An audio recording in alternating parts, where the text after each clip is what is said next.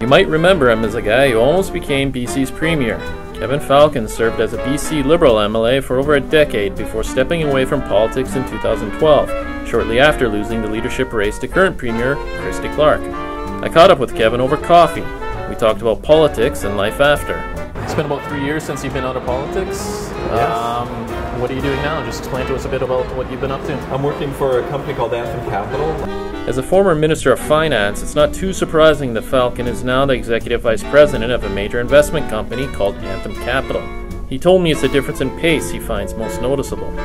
Who's Kevin Falcon, I guess, now compared to Kevin Falcon, the politician? Well, I feel like, honestly, I'm less wound up and stressed. I didn't realize what 12 years of being on a constant cycle of movement, things to do, things to go to. It kind of keeps you, very taut. Kevin's candid when asked about his thoughts on BC's still unrealized LNG industry and how the government is no longer talking about the trillions of dollars they once promised. What about the LNG narrative? It seems like it's changed a little bit. Yeah, well, I've always been very skeptical, to be honest, that you're going to see a large capital investment like that, given what's going on with the oil and gas space. The large integrated oil and gas companies have just taken a huge hit, not only on the oil side, but also on the natural gas side. And it would be a brave company indeed that would say, now's the time to make a $20 billion plus greenfield investment in British Columbia, with all of the uncertainties around First Nations, all the uncertainties around workforce issues, and all the uncertainties just around pricing and everything else. So I'm still very, very hopeful that it will happen. I'm glad the government's still trying to make this a big focus, but I'm also glad to see the government is tempering some of the earlier enthusiasm to be a little more realistic about the environment out there. You were a transportation minister, had a lot of big success in that role. Transit plebiscite is a huge topic right now. Transit structure in particular.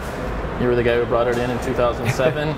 Do you think it was the right call now, looking at kind of what's happening? Do you still stand by it? Well, I do. Because remember, the whole reason that transit structure was brought in, first of all, was on the wake of an Auditor General's report that pointed out that the current transit model was essentially going to be bankrupt in a number of years, and that there was too much political interference in the process. And so we wanted to set up something very similar to Port Authority type model, where you keep the politicians from being able to stick their fingers in the pie and meddle around.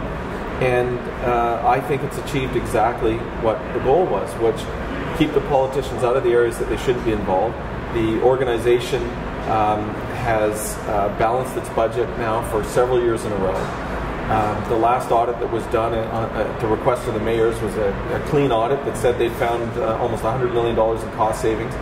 And is it the perfect structure? No, it clearly isn't. Have they messed up on the Compass implementation? Yes, it appears that they have, although I hope that they'll get that back on track quick. But I have yet to find any model anywhere in the free world that runs a transit system that is universally beloved by the citizenry. It doesn't exist. So the issue is, are they doing the job that we asked them to do? I would argue they are.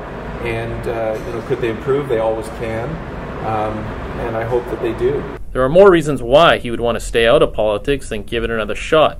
Still, I couldn't resist asking him whether re-entering the political world is something he sees in his future. Lastly, you came about this close to being BC's premier. Yes. Do you ever think back and go, what if, or how would things be different if you did become premier? Or I don't a lot, because I have always been one of those people that believe that things happen for a reason. So when a door closes, a window opens, and I think that things are meant to happen. This has given me a great opportunity to spend time with my children, which I will never get back.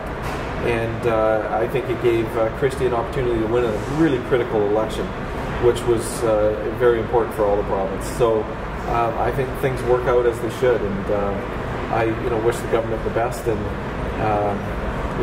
I still try to follow them, as I say. And all the best to you. Thanks so much for coming. It's great seeing you. Appreciate it. All right, thank you.